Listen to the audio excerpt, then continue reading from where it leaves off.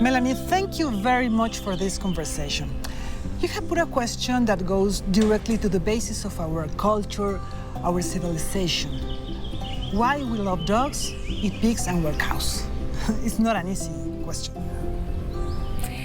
It's not an easy question, but the answer might be easier than it seems. I was curious about this question myself because I grew up, like many people, with a dog who I loved like a family member, and I grew up caring about animals and caring about justice, and I also grew up eating meat.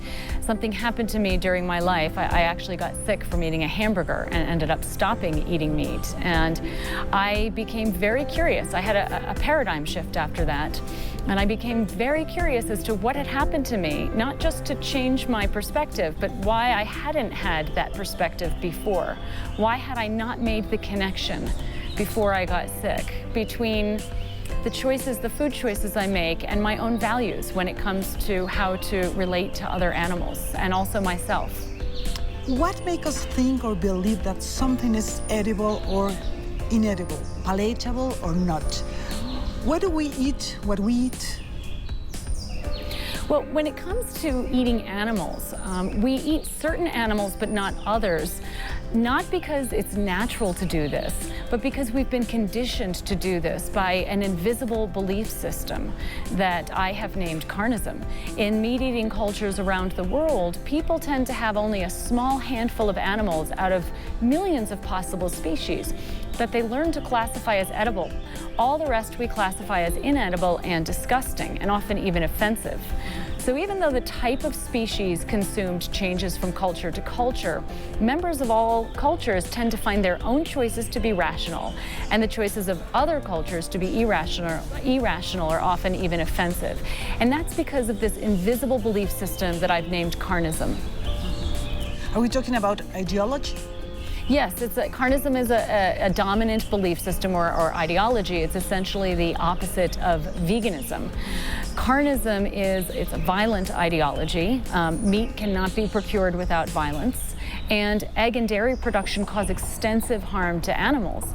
But most people actually care about animals, and they care about justice, and they care about the truth.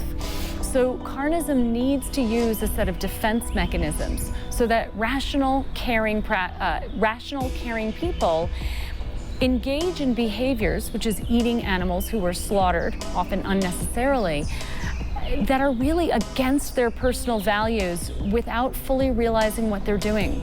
In other words, carnism teaches us how not to think and feel when it comes to those species we've learned to classify as edible. Most of us support carnism not because we actually want to, but simply because we've been born into this dominant system, so we look at the world through the lens of carnism. And we don't recognize that we've internalized these defenses. For example, we don't recognize that we've learned to believe in the myths, what I call the 3 N's of justification. Eating animals is normal, natural, and necessary. Of course, we used to say this about slavery and male dominance.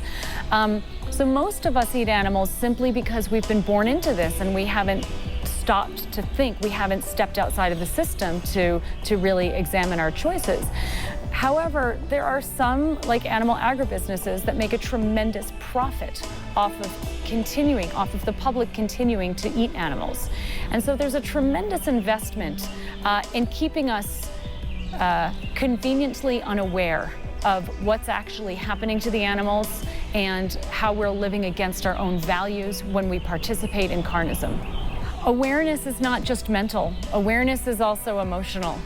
When I talk about awareness, I talk about allowing oneself to take the truth in, the truth of not just about animal agriculture, the truth about carnism, the way that it's conditioned us, the defense mechanisms that distort our perceptions so that we look at a dead animal and see it as food and don't recognize the distortion in that. But you don't have to be fully vegan to be a part of the solution, to be an ally in the transformation of carnism.